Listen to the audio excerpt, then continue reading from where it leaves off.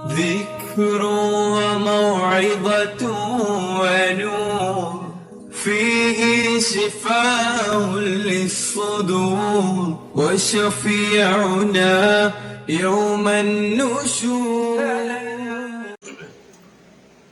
نحمده ونصلي ونسلم على رسوله الکریم اما بعد.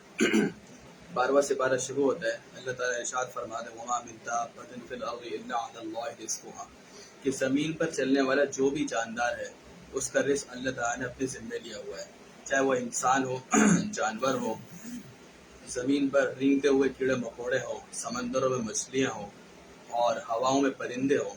جو بھی جاندار ہے اس کو اللہ تعالیٰ نے پیدا کر کے ایسے چھوڑ نہیں دیا، بلکہ اللہ فرماتے ہیں کہ اس کا رزق جو ہے وہ ہمارے ذمے ہے.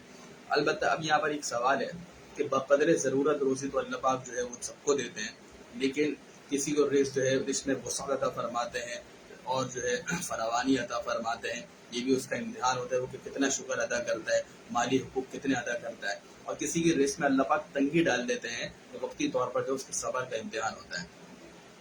البتہ بعض لوگ جو بھوک سے مر جاتے ہیں تو دیکھیں موت کا کوئی نہ کوئی سبب تو ہے. اب ایک شخص کی روزی پوری ہو گئی تو اللہ تعالیٰ نے اس کے اوپر جو ہے ایک قسم کی بھوک ڈال دی اور جو ہے اس کے اوپر آزمائش ڈال دی، تو اسی میں جو ہے وہ دنیا سے رخصت ہو جاتا ہے. تو اس کا مطلب پھر یہ ہوگا کہ رزق کی ذمہ داری تو اللہ نے لی، لیکن چونکہ اس کی موت کا سبب ہی یہ تھا تو اس وجہ سے جو ہے وہ شخص جو ہے وہ بھوک سے مر گیا.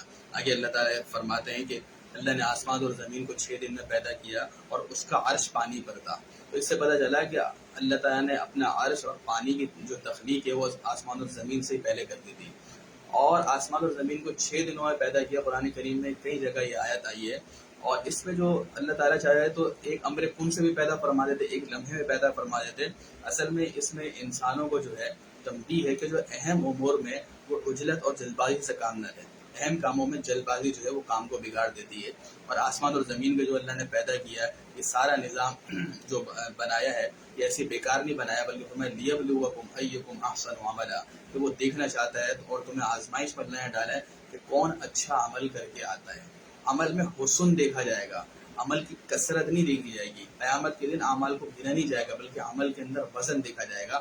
اور وزن جو ہے وہ 3 چیزوں سے آتا ہے کہ ایک کہ اخلاص، اللہ کے لیے کرنے کا کتنا جذبہ تھا، اس میں ریاکاری اور شہرت کی طرف تو نہیں تھی. دوسرا یہ کہ آپ مثال کے طور پر آپ اللہ کی رضا کے لیے نماز تو پڑھ لیں، لیکن طریقہ وہ رسول اللہ صلی اللہ علیہ وسلم کی سنت کے مطابق ہے یا نہیں، تو اتباع سنت. اور تیسری چیز یہ ہے کہ کن حالات میں وہ عمل کیا ہے. جتنی مشقت اٹھائی جائے گی اور جتنی قربانی کے ساتھ عمل کیا جائے گا تو اتنا جو ہے وہ اجر بڑھ جائے گا اور عمل میں وزن آئے گا.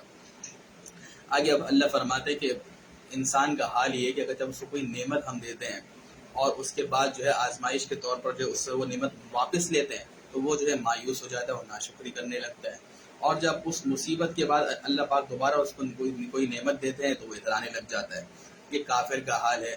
اور اگر کسی مسلمان کے اندر بھی اس طرح کی کوئی بات ہے تو اسے جو ہے سوچنا چاہیے کہ یہ مسلمان کا عمل نہیں ہے. اسی وجہ سے قرآن نے کہا مگر الا الذین صبروا وعملوا الصالحات، مگر وہ لوگ جو کہ صبر سے کام لیتے ہیں اور نیک اعمال میں لگے رہتے ہیں، ان کا وہ ہر حال میں جو ہے شکر اور صبر کو جو ہے لازم پکڑتے ہیں. آگے مشرکین کو جو ہے چیلنج کیا گیا ہے کہ وہ کہا کرتے تھے کہ رسول اللہ صلی اللہ علیہ وسلم نے اس کلام کو گھڑ لیا ہے، یہ اللہ کا کلام نہیں ہے.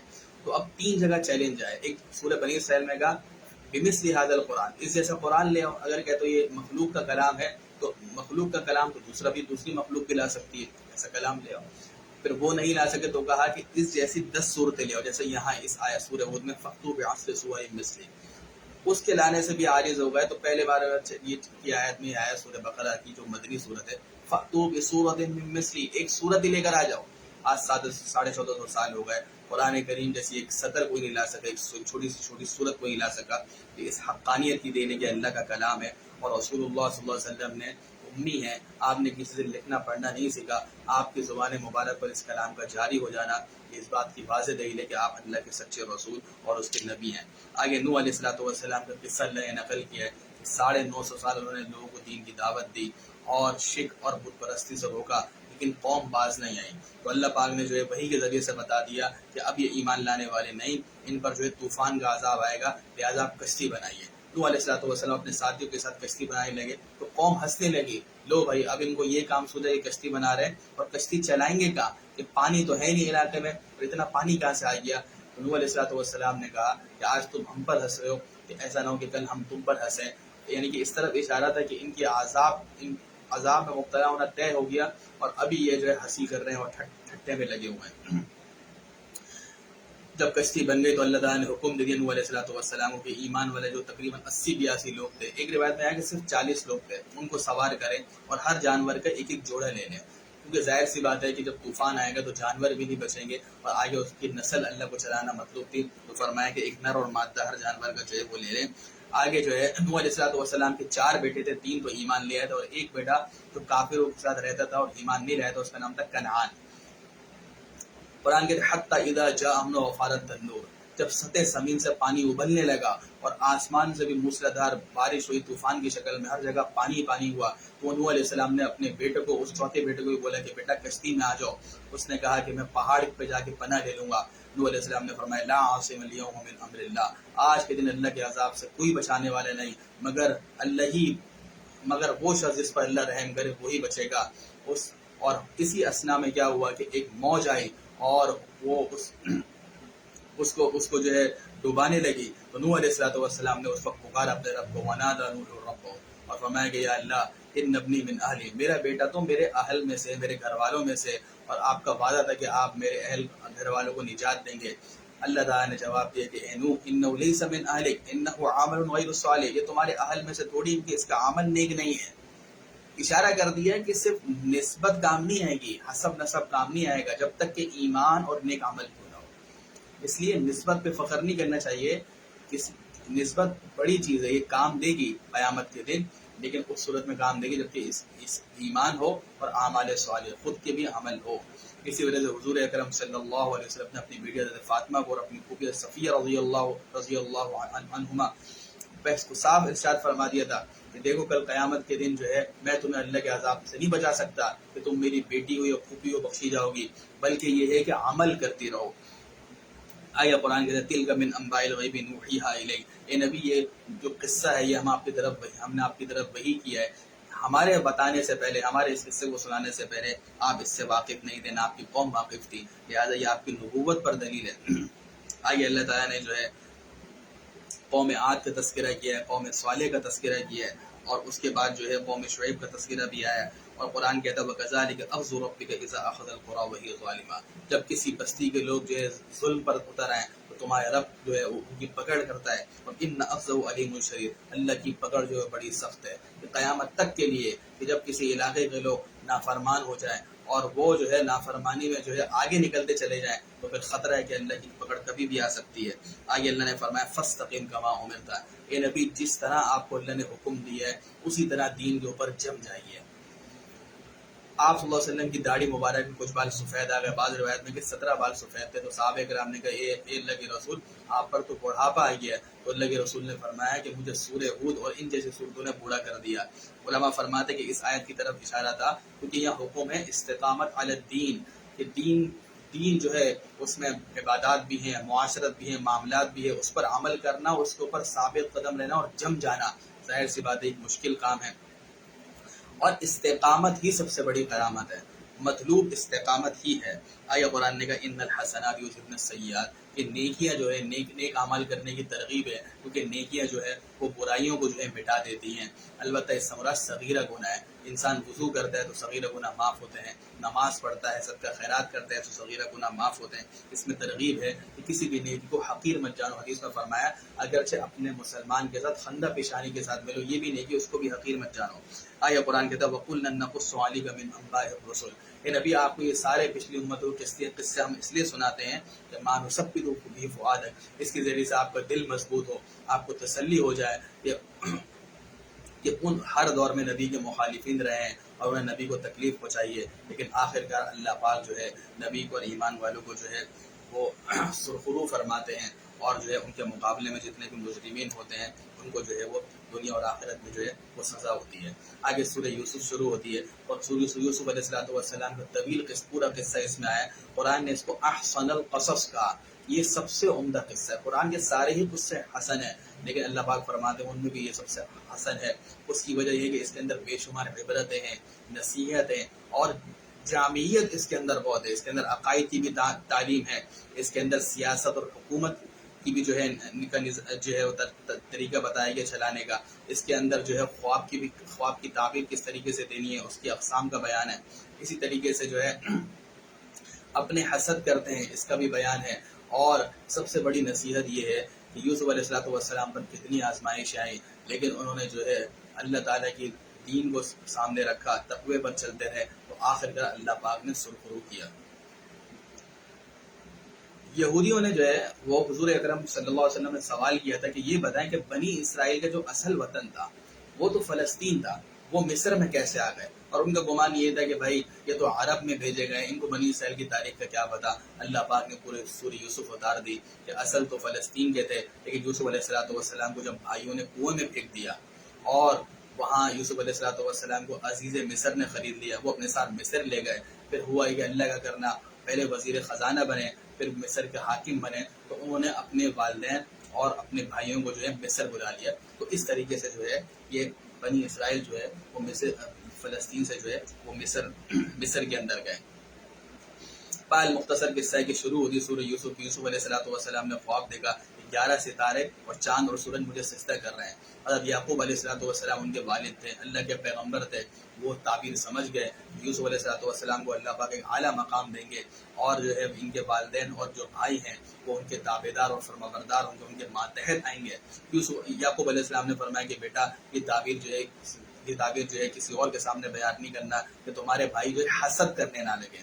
اسی لیے جو خواب دیکھا جاتا ہے تو ہر ایک کو بتانے کا نہیں ہوتا، بلکہ جو ہے اس کی پہلے تعبیر لیں، پھر اچھا خواب ہے تو وہ بھی جو ہے خاص لوگوں کو بتائیں، ہر ایک کو بتانے کے اندر ایسا نہ ہو کہ کسی کو آپ سے حسد ہو جائے، کسی کو جلن پیدا ہو جائے۔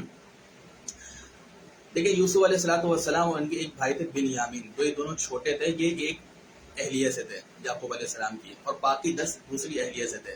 یوسف علیہ السلام اور بنیامین جو ان کے چھوٹے بھائی تھے، ان کی جو ہے والدہ کی وفات بچپن میں ہو گئی تھی، اور ظاہر سی بات ہے کہ اگر کئی بیٹے ہو تو چھوٹے بیٹے سے ویسے ہی محبت زیادہ ہوتی ہے، اور یوسف علیہ السلام بہت حسین بھی تھے اور خوبصورت بھی تھے، اعلیٰ اخلاق و کردار کے مالک تھے، تو اس وجہ سے یعقوب علیہ السلام کی طبی محبت ان سے زیادہ تھی۔ بھائیوں کو اس بنا سے حسد ہو گیا، اور انہوں نے جو ہے منصوبہ بنایا کہ بھائی ان کو لے کے جائیں گے، اور باپ سے کہا کہ ہم جو ہے کل گھومنے نکل رہے ہیں، ان کو ہمارے ساتھ بھیج دیجیے، تفریح کے لیے جا رہے ہیں، اور یہ منصوبہ ہوا ہی کہ ان کو قتل کر دیں گے۔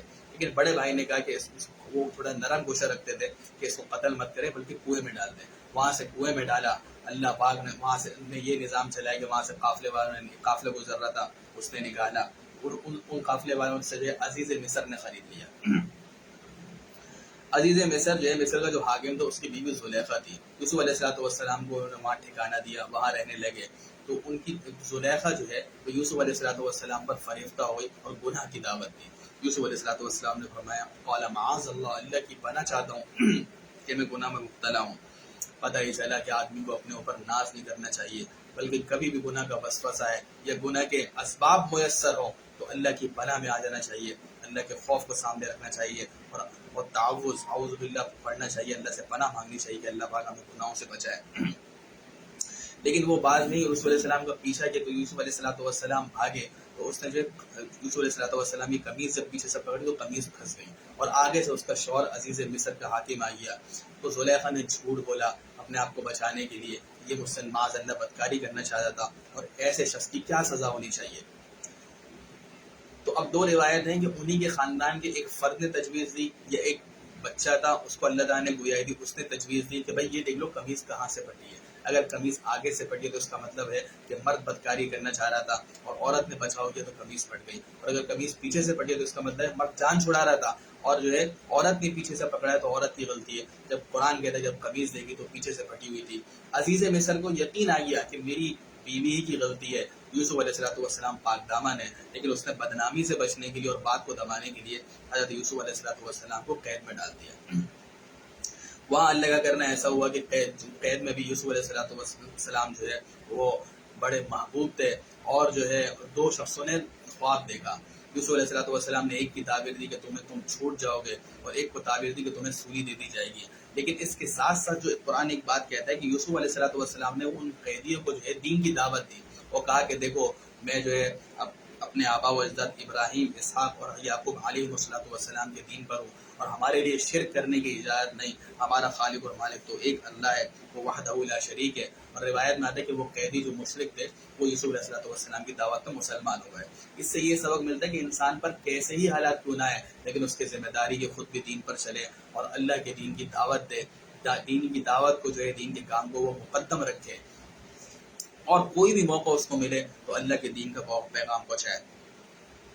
پھر وہ جو قیدی پھر ہوا یہ کہ عزیز مصر نے ایک خواب دیکھا کہ اس نے دیکھا کہ 7 گائیں جو موٹی اور فربا ہیں ان کو 7 گائیں جو دبلی پتلی ہے وہ کھا رہی ہیں، اور اسی طریقے سے 7 خوشے وہ بڑے سرسبز ہیں، ہرے بھرے ہیں، اور 7 خوشے اس کے علاوہ اور دیکھے وہ جو ہے زرد ہیں، بڑے سوکھے ہیں. تو تعبیر پوچھی تو درباریوں میں سے کسی کو تعبیر نہیں ہے، اور کہا بعض نے کہا یہ تو ایسی خیالات ہیں.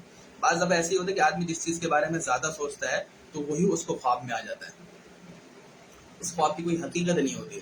تو انہوں نے ایسی جان چھڑائی. تو وہ شخص جس کو یوسف علیہ السلام نے تعبیر دی کہ تم چھوٹ جائے گے، وہ جب چھوٹ گیا تو اب اس کو یاد آیا، اس نے عزیز مصر کو کہا کہ جیل کے اندر وہ شخص ہے اور وہ خواب کی تعبیر جانتا ہے. تو عزیز مصر نے یوسف علیہ السلام کو بلایا. آپ نے یہ تعبیر دی کہ دیکھو ابھی جو 7 سال آئیں گے وہ بڑی خوشحالی کے آئیں گے اور اس کے اندر فصل خوب اگے گی، لیکن اس کے بعد 7 سال قحط رہے گا. اور حل بھی بتا دیا کہ دیکھو کہ جب 7 سال خوشحالی کے آئیں تو سارے خوشوں میں سے بیچ مت نکالنا، بقدر ضرورت نکال لینا، اور بعض جو ہے وہ رہنے دینا تاکہ وہ قحط سالے کے وقت وہ کام آئے.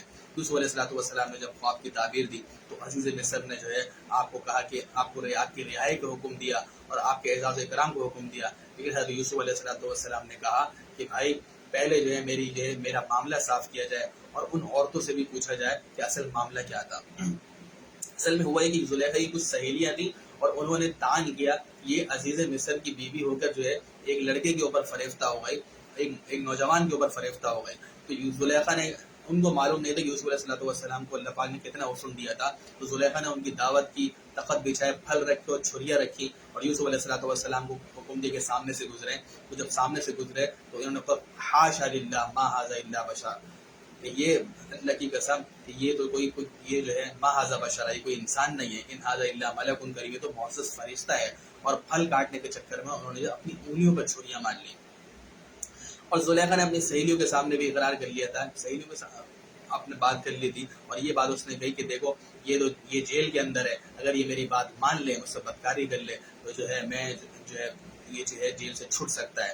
یوسف علیہ السلام نے اللہ پاک سے عجیب دعا کی، رب السجن احب الی مما یدعونی الی، اے اللہ جس گناہ کی طرف یہ مجھے دعوت دے رہی ہے اس سے بہتر یہ ہے کہ میں جیل کے اندر ہوں، جیل کے اندر قید رہنا مجھے زیادہ محبوب ہے. اس سے پتہ چلا کہ گناہ کے اندر جو کتنی وقتی طور پر لذت ہوتی ہے، لیکن جو مومن ہوتا ہے وہ وقتی طور پر آزمائش کو، مشقت کو برداشت کرنے پر تیار ہو جاتا ہے لیکن گناہ کے اوپر آمادہ نہیں ہوتا. یہی مومن کی شان ہوتی ہے. تو اب یوسف علیہ السلام نے کہا کہ ان عورتوں سے معلوم کرو کہ بھائی حقیقی معاملہ کیا ہے. پھر عزیز مصر کے سامنے جو ان عورتوں نے اقرار کر لیا کہ حقیقی غلطی زلیخا کی تھی اور یہ پاک دامن ہے، اور زلیخا نے بھی جو ہے وہ اقرار کر لیا. اس طریقے سے اللہ پاک نے جو ہے یوسف علیہ السلام کو کتنی مشقتوں سے گزارا اور پھر اعلیٰ مقام دیا. اس صورت کا سب سے بڑا سبق یہ ہے کہ دنیا آزمائش ہے اور سب سے زیادہ آزمائش پر حدیث میں ہے کہ انبیاء کرام پر آتی ہے.